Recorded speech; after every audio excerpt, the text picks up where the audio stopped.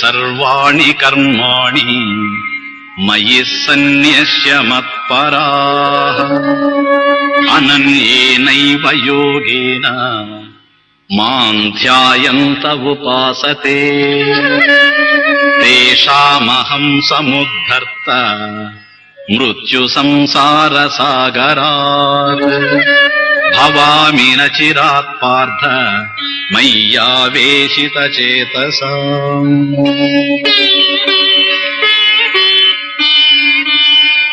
పార్థ, సమస్త కర్మములను నాయందే సమర్పించి నన్నే పరమగతిగా భావించి అనన్య యోగము చేత నన్నే ధ్యానిస్తూ సేవిస్తున్నారు. నా యందు మనస్సు నుంచిన అట్టి వారిని జనన మరణ సంసార సాగరము నుండి అతి శీఘ్రముగా నేను ఉద్ధరించును. అర్జున, అనన్య భక్తితో నన్నే ధ్యానిస్తూ ఉపాసించేవారు సర్వ కర్మలను నాకే సమర్పిస్తారు, నన్నే పరమగతిగా భావిస్తారు. చిత్తమును నాపైనే ఉంచిన అలాంటి భక్తుల్ని మృత్యు రూపమైన సంసార సాగరం నుండి శీఘ్రంగా నేను ఉద్ధరిస్తాను.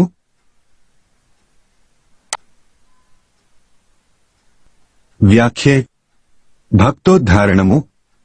ఏతు ఎవరైతే అనే శ్లోకారంభంలోని పదంలో తు శబ్దం శంక నివృత్త్యర్థము మరియు విషయ పృథక్యర్థమును సూచించడం కోసం ప్రయోగింపబడింది. అవ్యక్తోపాసకులు నన్నే పొందుతారు, మామేవ ప్రాప్నువంతి అని పూర్వ శ్లోకద్వయంలో పరమేశ్వరుడు చెప్పడం చేత సాకారోపాసకులు పరమేశ్వరుని పొందరా అనే శంక ఉత్పన్నం కావచ్చు. దానిని నివారించే ప్రయత్నంగా తు శబ్ద ప్రయోగం జరిగింది. గడిచిన 3 శ్లోకాలలో అక్షర పరబ్రహ్మోపాసనను గూర్చి చర్చించడము జరిగింది. విషయాన్ని వేరుచేస్తూ ప్రస్తుత శ్లోకములో సగుణారాధకులను గూర్చి చెప్పడం తిరిగి ఆరంభమవుతూ ఉందని తెలుపడానికి తు శబ్దము ప్రయోగింపబడింది. అక్షర పరబ్రహ్మోపాసకులు నన్నే పొందుతారు, మామేవ ప్రాప్నువంతి అని చెప్పిన భగవానుడు సాకారోపాసకుల్ని తానే ఉద్ధరిస్తానని ప్రస్తుత శ్లోకంలో చెబుతున్నాడు. తేషాం అహం సముద్ధర్త. దేని నుండి ఉద్ధరిస్తాడు? మృత్యురూప సంసార సాగరం నుండి ఉద్ధరిస్తాడు. మృత్యు సంసార సాగరాత్. ఎవరిని ఉద్ధరిస్తాడు? చిత్తమును తనయందే నిలిపిన భక్తుల్ని ఉద్ధరిస్తాడు. మయ్యా వేసిత చేతసాం. ఆ భక్తులు ఎలాంటివారు? ఎవరు? సర్వకర్మలను పరమాత్మయందే సమర్పించినవారు. సర్వాణి కర్మాణి మయి సన్యస్యం. భగవంతుడే పరమగతి అని భావించేవారు. మత్సర అనన్య యోగంలో భగవంతుణ్ణి ధ్యానిస్తూ ఉపాసించేవారు. అనన్యేనైవ యోగేన మాం ధ్యాయంతి ఉపాసతే. వీరే ప్రస్తుతం పరమేశ్వరుని చేత ఉద్ధరింపబడే భక్తులు. ప్రస్తుతం మనం అధ్యయనం చేస్తున్న శ్లోకద్వయంలో మొదటి శ్లోకంలో భక్తుడు ఆచరించవలసిన సాధన, రెండవ శ్లోకంలో తద్వారా ప్రాప్తించే ఫలమును తెలుపుతున్నాడు భగవంతుడు. సర్వకర్మ సమర్పణము. ఎవరికి మనం ఏది సమర్పించినా ఆ సమర్పించబడేది సమర్పించిన తరువాత వారిది అవుతుంది. అంటే సమర్పించక ముందు అది మనదిగా ఉంటుంది అనేది స్పష్టం. ప్రస్తుతం కర్మలను సమర్పించడం జరుగుతూ ఉంది. మన కర్మలను ఈశ్వరునికి సమర్పిస్తున్నాం, మనవిగా ఉన్నాయి అని అర్థం. అవి ఏ కర్మాణి ఈశ్వరే సన్యస్య. అంటే అంతకు పూర్వం ఆ కర్మలు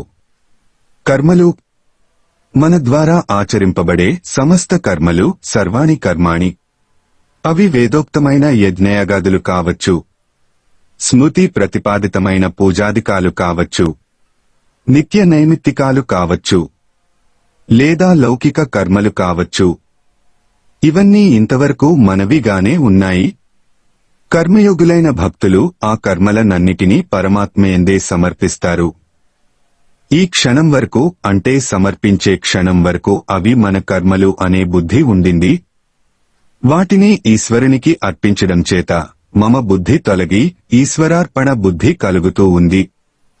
కర్మాచరణమునందుగాని కర్మ ఫలానుభవమునందుగాని నేను నాది అనే బుద్ధి దూరమై ఈశ్వరభావమే ప్రకాశితమవుతూ ఉంది. కర్మాచరణంలో సర్వకర్త అయిన పరమేశ్వరుని వైభవాన్ని గుర్తించడం చేత అహం కర్త అనే భావన అదృశ్యమై హర్యః కర్త అనే దివ్య భావన ప్రకాశిస్తుంది. కర్మాచరణమునందు కర్మాసక్తి లేనందున ఫలానుభవంలో ఫలాసక్తి అదృశ్యమై ప్రసాద భావన ప్రసన్నమవుతుంది. కర్మల విషయంలో భక్తుడు నిమిత్తంగా శోభిస్తాడు. సూత్రధారి అయిన పరమేశ్వరుని చేతిలో పాత్రధారిగా మారుతాడు. చూచేందుకు ఉపకరించే కన్నులాగా, వ్రాసేందుకు ఉపయోగపడే పెన్నులాగా మారుతాడు. ప్రస్తుతం నా చేతిలోని కలం నా ముందున్న కాగితముపై కదులుతూ ఉంది. గీతా వ్యాఖ్యానము వ్రాస్తూ ఉంది. ఇక్కడ వ్రాసేది కలమా, నేనా? నేనే కలాన్ని చేత పట్టుకొని నేనే వ్రాస్తున్నాను. కలం నా చేతిలో పనిముట్టుగా కదులుతూ ఉంది. ఏమి వ్రాయాలో, ఎలా వ్రాయాలో తెలిసేది నాకే గాని కలానికి కాదు. అలాంటప్పుడు రచన వ్యాపకం కలానికెందుకు? వ్రాసేది, వ్రాయించేది నేనే అయినప్పుడు కలానికి కంగారెందుకు? పనిముట్టుగా ఉండగలిగితే చాలు. పని గట్టుకొని కులకనవసరం లేదు. ఈ పని చేయగలిగితే పనిముట్టు పని నుండి విడిపడిపోతుంది. పనితనము రెండిటిలోనూ తనకు కర్తృత్వము ఉండదు. కర్తృత్వమే లేనప్పుడు కర్తృత్వాభిమానము ఉండదు. కర్తృత్వాభిమానము లేనప్పుడు భోక్తృత్వాభిమానము కూడా ఉండవు. పనులన్నీ ఉన్నట్లే ఉంటూ లేనివిగా మారిపోతాయి. ఇది కర్మసన్యాసము కాదు. కర్మలలో సన్యాసము, అదే కర్మయోగ వైభవము. భక్తుని జీవనకళా ప్రాభవము. తనది కాని దానిని ఇంతవరకు అభిమానంతో తనదిగా భావించినవాడు అభిమానాన్ని త్యజించి తన కర్మలను ఈశ్వర కర్మలుగా గుర్తించి సమర్పించడం జరిగింది. వాస్తవానికి సమర్పించక పూర్వము కూడా అవి తన కర్మలు కావు. తెలియక తన కర్మలని ఇంతవరకు భ్రమించినవాడు అవి తనవి కావనే సత్యాన్ని గుర్తించగానే తనవి కానివిగానే దూరమవుతున్నాయి. ఇంతకీ దూరమయ్యేవి కర్మల ఎందలి అభిమానమా? కర్మలు దూరం కాలేవు. అభిమానమే దూరమవుతూ ఉంది. కనుక కర్మల యందు అభిమానమును వదలడమేగాక అలా అభిమానాన్ని వదులుతున్నాను అనే భావనను కూడా వదిలేయాలి. నేను వదిలేశాను అనే భావనను కూడా వదిలిపెట్టడమే సర్వకర్మ సమర్పణము. మాధవుని చేతిలో మురళి అలాగే జీవించింది. ఏమీ లేనిదిగా మిగిలి అన్నీ తానైన మాధవుని చేతిలో అందంగా కులికింది. అమృతనాదాలను పలికింది. మాధవుని వైభవాన్ని ప్రదర్శించే పనిముట్టు అయింది. అందుకే తన అధరామృతాన్ని పంచి వేణువుకు విందు చేశాడు వేణుగోపాలుడు. చరణము వనమున పెరిగిన వెదురుకూనను ముద్దుల మురళిగా మార్చాడు. మోహనవంశిని పలికించి జగతిని మురిపించాడు. బృందావనిలో మురళినాదం భక్తుల పాలిటి అమృతగానం. పల్లవి నల్లని వాడు అల్లరివాడు. చైతన్యని యోధలో మాధవుడు నల్లని అని వేణునాద వైభవాన్ని వర్ణించింది చైతన్య గీతిక. ఈ విధమైన సర్వకర్మ సమర్పణము జరిగి కర్మలలో కర్తృత్వ భోక్తృత్వ అభిమానం సంపూర్ణంగా త్యజింపబడాలి అంటే లక్ష్య సిద్ధి ఉండాలి. తాను ఆచరించే కర్మలు ఏ వైపుకు పయనిస్తాయో తెలిసి ఉండాలి. అదే గమ్యస్థానమంటే. అభిమానమును త్యజించి నిమిత్తమాత్రంగా కర్మలను ఆచరించే భక్తునికి పరమగమ్యము భగవంతుడే. మత్సరాహ మత్పరత్వము. భక్తులకు పరమ పురుషార్థము భగవంతుడు. నదికి సముద్రము గమ్యమైనట్లు భక్తులకు భగవంతుడే పరమ గమ్యము. మత్పరత్వము అంటే పరమేశ్వరునే ఉత్తమ గమ్యముగా, ఏకైక గమ్యముగా కలిగి ఉండటము. మత్సరాహ అహంపరః యేషాం తే మత్పరాః సంతః. పరమేశ్వరుని పరమ గమ్యంగా భావించి పరమేశ్వరుని చేతిలో పనిముట్టుగా నిమిత్తమాత్రంగా భక్తుడు కర్మాచరణలో ఉంటాడు. కర్మసంగం లేకుండా కేవలం చిత్తశుద్ధి కొరకు కర్మలను అభిమానరహితంగా ఆచరిస్తూ ఉంటాడు. యోగినః కర్మ కుర్వంతి సంగం త్యక్త్వా ఆత్మశుద్ధయే సంగత్వాన్ని విడిచి కేవలం చిత్తశుద్ధి కొరకే యోగులు కర్మలనాచరిస్తారు అని 5వ అధ్యాయంలో భగవంతుడు చెప్పినట్లు 5-11 జీవించేవారే మత్పరులు. కర్మయోగులైన భక్తులు మోక్షమునే పరమావధిగా భావిస్తారు కనుక మోక్షార్థం చిత్తశుద్ధిని వాంఛించి కర్మఫలాసక్తి లేకుండా కర్మలనాచరిస్తారు. వివిధములైన కర్మలు వారి ద్వారా జరుగుతూ ఉంటాయి. వారు ఆచరించే కర్మలకు అనుగుణంగా మనోవృత్తులు మారుతూ ఉంటాయి. వృత్తి మార్పు జరుగుతున్న వృత్తిలోని భావన మాత్రం అచ్యుతుడే అయి ఉంటాడు. ఇదే మత్పరత్వము. కాస్త జాగ్రత్తగా అర్థం చేసుకోవలసిన విషయము. సోదాహరణంగా చెప్పుకుందాం. పరిచర్య ప్రవృత్తి.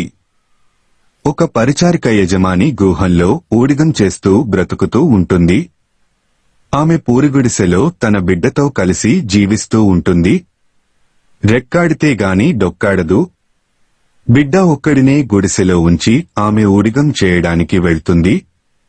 యజమాని బిడ్డ కూడా తన బిడ్డ వయస్సు వాడే. యజమాని ఇంట్లో యజమాని బిడ్డకు పరిచారిక స్నానం చేయిస్తుంది, బట్టలు తొడుగుతుంది, బువ్వ పెడుతుంది, బొమ్మలతో ఆడిస్తుంది. చేసే పనులన్నీ యజమాని బిడ్డ కొరకే. కాని ఆమె బుద్ధిలో మాత్రం గుడిసెలో ఒంటరిగా ఉన్న తన బిడ్డే మెదులుతూ ఉంటాడు, కదులుతూ ఉంటాడు. చేతులలో యజమాని బిడ్డ ఉన్న చిత్తంలో తన బిడ్డే ఉంటాడు. తన బిడ్డకు సంబంధించిన ఆలోచనే ఉంటుంది. పనులు మారుతున్నా ఆమె ప్రవృత్తి ఒకే విధంగా ఉంటుంది. వ్యవహారము భిన్నంగా ఉన్నా మనోవైఖరిలో మార్పు ఉండదు. ఇక్కడ శ్రద్ధ పెట్టి అర్థం చేసుకోండి. యజమాని బిడ్డకు చేసే పరిచర్యలు వేరు వేరుగా ఉన్నాయి. స్నానం చేయించడం వేరు, బట్టలు తొడగటం వేరు, అన్నం పెట్టడం వేరు, ఆటలాడించడం వేరు. ఏ పనులు చేస్తూ ఉంటే ఆయా పనులకు సంబంధించిన ఆలోచనలే, భావాలే, వృత్తులే మనస్సులో కదులుతూ ఉంటాయి. స్నానానంతరం బట్టలు తొడిగేటప్పుడు బుద్ధిలో బట్టలకు సంబంధించిన వృత్తులు కదులుతాయే గాని బొమ్మలకు సంబంధించిన వృత్తులు కదలవు. భోజనానంతరం బిడ్డను ఆటలాడించే సమయంలో బొమ్మలకు సంబంధించిన ఆలోచనలు లేదా వృత్తులు ఆమె మనస్సులో ఉంటాయే గాని స్నానాల గదిలోని వస్తువులకు సంబంధించిన వృత్తులు కదలవు. చేసే పనులు మారుతూ ఉంటే వాటికి సంబంధించిన వృత్తులు కూడా మనస్సులో మారుతూ ఉంటాయి. ఏ పని చేస్తూ ఉంటే దానికి సంబంధించిన ఆలోచనలే కదులుతూ ఉంటాయి. కాని పనులు మారుతున్నా ఆయా పనులకు సంబంధించిన వృత్తులు బుద్ధిలో మారవచ్చు నేమో గాని వృత్తులలోని విషయం మాత్రం గుడిసెలో ఒంటరిగా ఉన్న తన బిడ్డే గాని యజమాని పుత్రుడు కాడు. అతనికి సంబంధించిన కార్యాలు కావు. వృత్తి ఏదైనా కావచ్చు. వృత్తి విశేషం మాత్రం గుడిసెలో ఏకాకిగా ఉన్న తన పుత్రుడే. భక్తుడైన కర్మయోగి జీవితంలో ఎన్ని కర్మలాచరించినా ఆయా కర్మలకు సంబంధించిన వృత్తులు బుద్ధిలో కదులుతూ ఉండినా సర్వకర్మలను పరమేశ్వరుని యందు సమర్పించి భగవంతుడే పరమగతిగా భావించి జీవించే అతనికి బుద్ధిలోని వృత్తి విశేషము మాత్రం ఒక్క భగవంతుడే అయి ఉంటాడు. ఇదే మత్పరత్వమంటే. పరిచారిక వివిధ కార్యాలు ఆచరిస్తున్నా వాటికి సంబంధించిన ఆలోచనలు ఆమె మనస్సులో కదులుతూ ఉండినా ఆమె మనస్సులోని ఆలోచనలన్నిటిలో గుడిసెలో ఒంటరిగా ఉన్న తన బిడ్డే ఉన్నట్లు భక్తుడు ఏ పనులు చేస్తున్నా వాటికి సంబంధించిన ఆలోచనలే అతని మనస్సులో కదులుతూ ఉండినా అతని మనస్సులోని ఆలోచనలన్నిటిలో తన గుండె గుడిలో శోభిస్తున్న ఏకాంత రామయ్యే నిండి ఉంటాడు. ఇదే మత్పరత్వము. కర్తృత్వాలు, అభిమానాలు అంతరించిన పుణ్యకాలంలో కర్పూర కాంతి లాగా శోభిస్తున్న భక్తి తత్వము. చరణము కలిసొచ్చిన విధి పోయిందని, కదిలొచ్చిన గతి తోడుందని, వెన్నెడు మదిలో ఒదిగిపోగా కన్నులలో కాంతి వెలిగిందని, హృదిలో శాంతి నిలిచిందని, పల్లవి సత్యమైన నీ కథ విని వినిపించింది మనసు మనవిని, అనుపల్లవి పోయిన పున్నమి వచ్చిందని, చేసిన పుణ్యము తెచ్చిందని, సత్యమైన అని మత్పరత్వంలో మైమరచింది చైతన్య గీతిక. తదేక నిష్ఠ సర్వకర్మలను భగవంతునికి సమర్పించి భగవంతుడే పరమగతిగా భావించి జీవించే భక్తులు అనన్యయోగంతో పరమాత్మనే ధ్యానిస్తూ ఉపాసిస్తూ ఉంటారు. అనన్య యోగము అంటే ఏమిటో కూడా స్పష్టంగా అర్థం చేసుకోవాలి. అనన్యేన అంటే మరొకటి వేరుగా లేనిది అని అర్థము. యోగేన అంటే యోగంతో అని అర్థము. మరొక ఆధారము లేదా ఆశ్రయము తెలియని యోగము అనన్య యోగము. అంటే పరమేశ్వరుడు తప్ప మరొక ఆశ్రయము తెలియని యోగముతో భక్తులు భగవంతుని ఆరాధిస్తూ ధ్యానిస్తూ ఉపాసిస్తారు.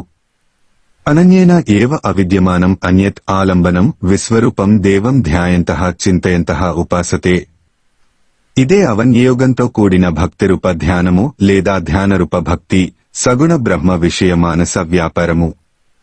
నీవే తప్ప నితః పరం బెరుగా నువ్వు తప్ప నాకు వేరే దిక్కు లేదు అని గజేంద్రుడు అన్యాశ్రయాలను వదలి శ్రీహరిని ఆశ్రయించడమే అనన్య యోగము.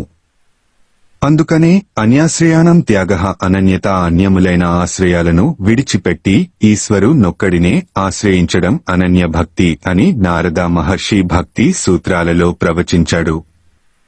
కొందరు కుహనా భక్తులు చేసేదంతా రాగద్వేషాల పంచన నిలబడి చేసేస్తూ నాదేముంది, అంతా పై వాడే నడిపిస్తున్నాడు, నేను నిమిత్తమాత్రుణ్ణి అని దంత వేదాంతాన్ని దంచేస్తుంటారు.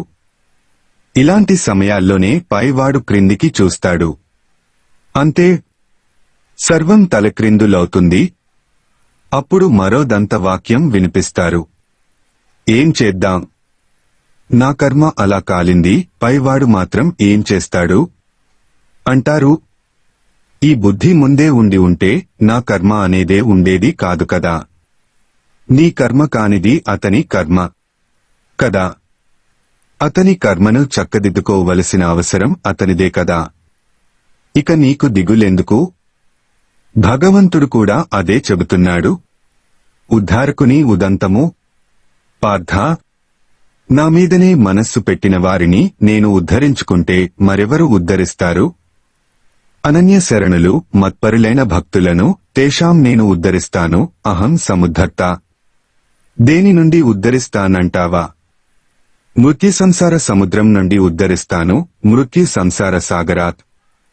జనన మరణ రూప సంసారము తీరము లేని సముద్రము. ఎంత ఇదినా మునగడమే గాని తేలడము ఉండదు, పైకి లేవడము ఉండదు. ఇది మృత్యువుతో కూడిన సంసారము. అందుచేత మృత్యు సంసారము. మృత్యువు ఉంది అంటే జన్మము కూడా ఉండాలి కదా. అదే సంసార శబ్దార్థము. సంసారము ఉంది అంటే సంసర్గము ఉంది అని అర్థము. సంసృష్టి ఉందనే భావము. పుట్టుక లేకుండా సంసారము ఎలా ఉంటుంది?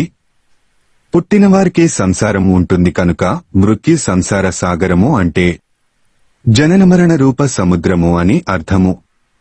మృత్యు సంసార సాగరాత్ అనే సమాసానికి శ్రీ శంకరులు మృత్యుయుక్తః సంసారః స ఏవ సాగరః దుస్తరత్వాత్ తస్మాత్ మృత్యు సంసార సాగరాత్. మృత్యువుతో కూడిన సాగరము మృత్యు సాగరము దాట శక్యము కానిది. అందుచేత అది మృత్యు సంసార సాగరము అని నిర్వచించారు. దాని నుండి భగవంతుడు మనల్ని ఉద్ధరిస్తాడు కనుక మృత్యుయుక్త సంసార సాగరము అని ఆచార్యుల వారు అర్థం చెప్పిన సమాసంలో యుక్తః అనే పదము మూలల్లో లోపించి ఉంది. దీనినే మధ్యమ పదలోప సమాసం అంటారు. యుక్తః అనే పదము మధ్యలో లోపించిన సమాసము. పైన నేను తెలిపినట్లు సంసార శబ్దాన్ని జననముగా స్వీకరించవచ్చు, దోషం లేదు. ఈ విధమైన జనన మరణ రూప సంసార సాగరంలో పడి జీవులు పరిభ్రమిస్తూ ఉంటారు. ఇది దుస్తరమైన భవసాగరము. ఇదొక సంసార సుడిగుండం. సాలెవాడు వస్త్రాన్ని నేసేటప్పుడు మగ్గము నాడే ఒక వైపు నుండి మరొక వైపుకు వేగంగా ఎలా పరుగు తీస్తుందో జీవులు కూడా జనన మరణాల మధ్య పరుగులు పెడుతూ ఉంటారు. వేదాంత పంచదశిలో శ్రీ విద్యారణ్య స్వామి జీవుల జనన మరణాలను నదిలో సుడిగుండాల మధ్య వేగంగా దొర్లిపోతున్న కీటకాన్ని ఉదహరిస్తూ ప్రబోధించారు. నద్యాం కీటా ఇవ ఆవర్తాత్ అవర్తాంతరమాసుతే ప్రజంతో జన్మనో జన్మలభస్తే నైవ నిర్వృత్తిం. నదిలో నద్యాం ఒక సుడి నుండి మరొక సుడిలోకి ఆవర్తాత్ ఆవర్తాంతరం పురుగు కీటా వేగంగా దొర్లినట్లు ఆసు ప్రజంతః జీవులు తే ఒక జన్మ నుండి మరొక జన్మకు జన్మనః జన్మ పోతూ ఉంటారు. దాని నుండి విముక్తిని పొందరు. నిర్వృత్తిన్న ఏవ లభతే. ఈ విధమైన జనన మరణ రూప సంసార సాగరం నుండి అనన్య భక్తులను భగవంతుడు ఉద్ధరిస్తాడు. ఈ సందర్భంలో ఉద్ధర్త అనిగాక సముద్ధర్త అని ఉపసర్గను చేర్చి మరీ ఉద్బోధించాడు. సముద్ధర్త అంటే చక్కగా ఉద్ధరిస్తాను లేదా తప్పక ఉద్ధరిస్తాను అని అర్థము. ఉద్ధర్త శబ్దానికి మరొక అర్థాన్ని కూడా గ్రహించవచ్చు. ఉత్ అంటే పైన లేదా ఊర్ధ్వంగా అని అర్థము. భర్త అంటే నిలిపేవాడు అని అర్థము. అనన్య చిత్తులైన నా భక్తులను సర్వ ఉపద్రవాలకు పైన ఉత్ నేను నిలుపుతాను, ధారైతను అని వాగ్దానం చేస్తున్నాడు వాసుదేవుడు. బ్రహ్మము నందు నిలుపుతాను అని హామీ ఇస్తున్నాడు. ఈ విధంగా బ్రహ్మాదులకు సైతం లభ్యం కాని భగవంతుడు భక్తుల విషయంలో ప్రసన్నుడై వారిని భవసాగరం నుండి బయటపడేస్తున్నాడు. ఇదే అనన్య భక్తి ఫలం. చిలిపి చిలిపి పనులు చక్కనయ్య, బ్రహ్మరుద్రాదులకైనా నీవు చిక్కవయ్య. తలచి వలచిన వారికే దక్కినావు, నీ అడుగుల కడపడి ఉందు చిన్ని కృష్ణ అని చిన్ని కృష్ణ శతకంలో ఒక వెన్నముద్ద. ఇక భక్తులు చేయవలసింది ఏమిటో చెబుతున్నాడు.